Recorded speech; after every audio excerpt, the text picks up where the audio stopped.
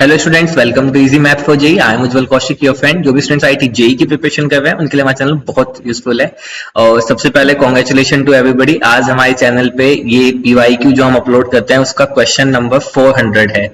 तो हमने 400 क्वेश्चन जो आईआईटी जेई मैथमेटिक्स के प्रीवियस ईयर के हैं वो अपलोड कर दिए हैं, और ऐसे ही अभी 500 600 1000 पता नहीं कितने क्वेश्चन आने बाकी हैं। तो इस छोटे से अचीवमेंट को मुझे आपके साथ शेयर करना था। चलिए अब अपने क्वेश्चन को शुरू करते हैं। The least value of modulus Z where Z is complex number which satisfy the inequality exponential of this is greater than logarithm of this where iota is this। देखो, इसके लिए हमें सबसे पहले कुछ प्रॉपर्टीज पता होनी चाहिए लॉगरिथम की। लॉगरिथम की एक प्रॉपर्टी होती है कि e power log e a this is nothing but a, यानी कि बेसिकली अगर मुझे logarithm of b with base a given है, अब अगर जो बेस है इसी की एक्सपोनेंट अगर मैं ले लूं तो ये जो होता है नथिंग बट b के इक्वल होता है, समझे। यानी कि जो ये वाला पोर्शन है मेरा, ये वाला पोर्शन हटके सिर्फ मेरा जो बच जाता है ए आ जाता है। अब आप ध्यान दीजिए यहाँ पे, तो यहाँ पे मुझे गिवन है एक्सपोनेंशियल की पावर दिस की पावर लॉगरिथम ये।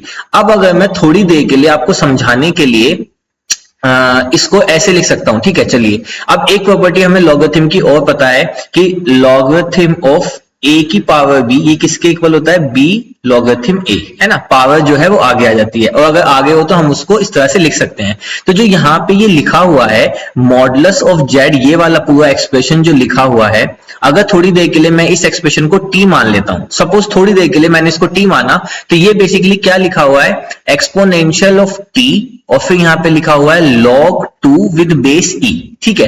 तो इसको मैंने ऐसे लिखा एक्सपोनेंशियल ऑफ, अब ये t है, इस प्रॉपर्टी की हेल्प से मैं इसको ऐसे लिख सकता हूं लॉगरिथम ऑफ e और 2 की पावर t। बेस में तो e रहा, अब 2 की power t with the help of this property. तो यहां से अब एक्सपोनेंशियल कहने का मतलब है कि this is e power logarithm of 2 की power t with base e। अब इस प्रॉपर्टी की हेल्प से जो हमने ये वाली प्रॉपर्टी डिफाइन की थी, देखो ये होगा ना e log बेस e और विद पावर समथिंग a, ठीक है। तो यानी कि यहां से इसको सोल्व करने पे मेरे पास रह जाएगा सिर्फ 2 की पावर t, और 2 की पावर t, और t मैंने किसको माना था, इस पूरे एक्सप्रेशन को। तो यानी कि ये मेरे पास रह गया 2 की power modulus of z plus 3 modulus of z minus 1 upon modulus of z plus 1। t मैंने इसलिए माना है क्योंकि इतनी बार बड़ा एक्सप्रेशन लिखने की बजाय मैंने उसको t मान लिया। तो देखो लेफ्ट हैंड साइड को जब मैं सोल्व करूंगा, ठीक है, मैं अभी सबको रिमूव कर देता हूं, ठीक है। तो ध्यान दो, जब मैंने इस लेफ्ट हैंड साइड को सोल्व किया तो मेरे पास इसको सोल्व करके क्या बचा, सिर्फ 2 की पावर दिस। अब अगर मैं थोड़ा सा राइट हैंड साइड पे वर्क करूं तो राइट हैंड साइड पे मेरे पास गिवन है modulus of 5 root 7 plus 9 iota. अगर मैं इसका मॉडुलस निकालूं, ये क्या होता है, under root of real part का स्क्वायर, यानी कि 5 रूट 7 का स्क्वायर प्लस 9 का स्क्वायर, ठीक है। तो ये हो जाएगा आपका 25 इंटू 7, तो ये जाएगा 175 प्लस 81। इसको आप ऐड करेंगे तो 516 और 17, तो ये 256, तो ये कितना हो जाएगा 16।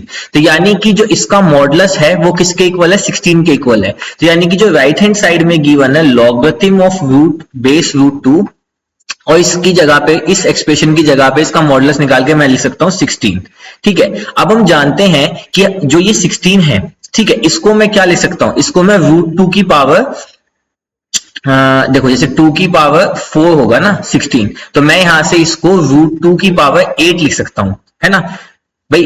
2 की पावर 4 16 होगा तो रूट 2 की पावर 8 होगा, क्योंकि रूट 2 क्या होता है, थिंक बट 2 की पावर 1/2 की पावर 8, यानी कि 2 की पावर 4। तो यहां से मैं इसको लिख सकता हूं लॉगरिथम ऑफ रूट 2, और यहां पे मैं लिख सकता हूं रूट 2 की पावर 4, ठीक है।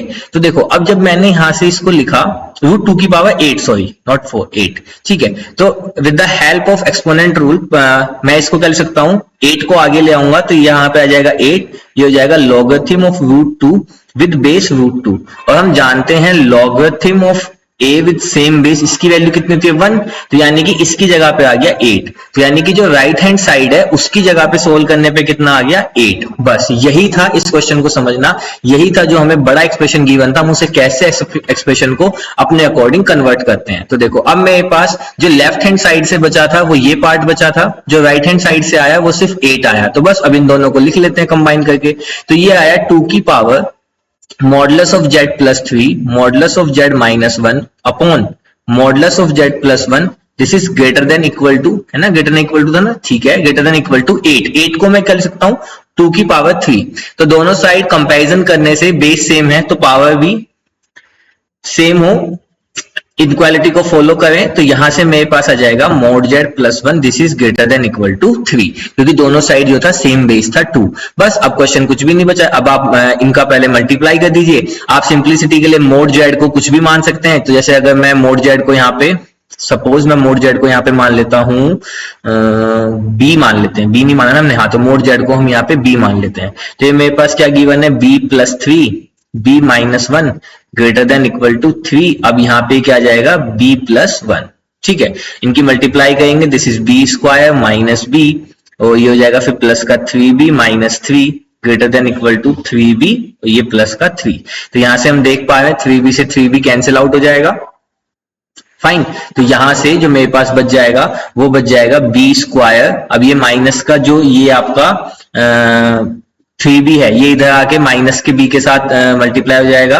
अच्छा नहीं, इसको और थोड़ा सिंप्लीफाई कर लेते हैं, तो यहां से बच जाएगा मेरे पास प्लस का 2b माइनस का 3 greater than equal to 3b plus 3। अब इसको लेफ्ट हैंड साइड लिया, this is b square minus b minus 6, this is greater than equal to 0, है ना। 3b और 3 को हम लेफ्ट हैंड साइड ले गए, तो यहाँ पे अब अगर इसके फैक्टर करें हम, तो दिस इज b स्क्वायर, तो हो जाएगा minus 3b plus 2b minus 6 is greater than equal to 0। तो यहां से हो जाएगा b कॉमन लेंगे, b माइनस 3 प्लस 2 कॉमन लेंगे, again b minus 3 greater than equal to 0। तो यहां से आ गया b minus 3 b plus 2 is greater than equal to 0। तो अब देखो यहाँ पे आ गया है b माइनस 3 b प्लस 2, तो वेवी कर्व मेथड से अगर हम इसको देखें तो एक तरफ आ गया b equal to 3 and b equal to minus 2। तो with the help of wavy curve method, ये मेरा माइनस 2, ये मेरा 3, तो ये होगा प्लस माइनस प्लस। अब मुझे क्या चाहिए, ग्रेटर देन इक्वल टू, तो ये वाले भी इंक्लूड होंगे। तो जो मेरी वैल्यू आएगी वो क्या आएगी, माइनस 2 से छोटी और 3 से बड़ी प्लस के लिए, ठीक है, क्योंकि हम जानते हैं। अब देखो ये b की वैल्यू आई, b किसके इक्वल था, मॉडुलस ऑफ z के। अब मॉडुलस ऑफ z जो है वो कभी भी नेगेटिव नहीं हो सकता, है ना भाई। मॉडुलस जो होता है वो हमेशा पॉजिटिव होता है, तो यानी कि जो माइनस 2 से छोटी वैल्यूज हैं, ये वाली वैल्यू हम नहीं लेंगे। तो यहां से मेरी जो मॉड z की वैल्यू आ जाएगी वो क्या जाएगी, that is greater than equal to 3, है ना। तो यहां से अब मुझे क्या चाहिए था, मिनिमम, तो मॉडुलस ऑफ z मिनिमम किसके इक्वल आ जाएगा, 3 की, and that is our right answer. I hope you are able to understand the video. If you have still doubt, you can ask to me in to the comment box. Thank you very much, please subscribe the channel, be happy.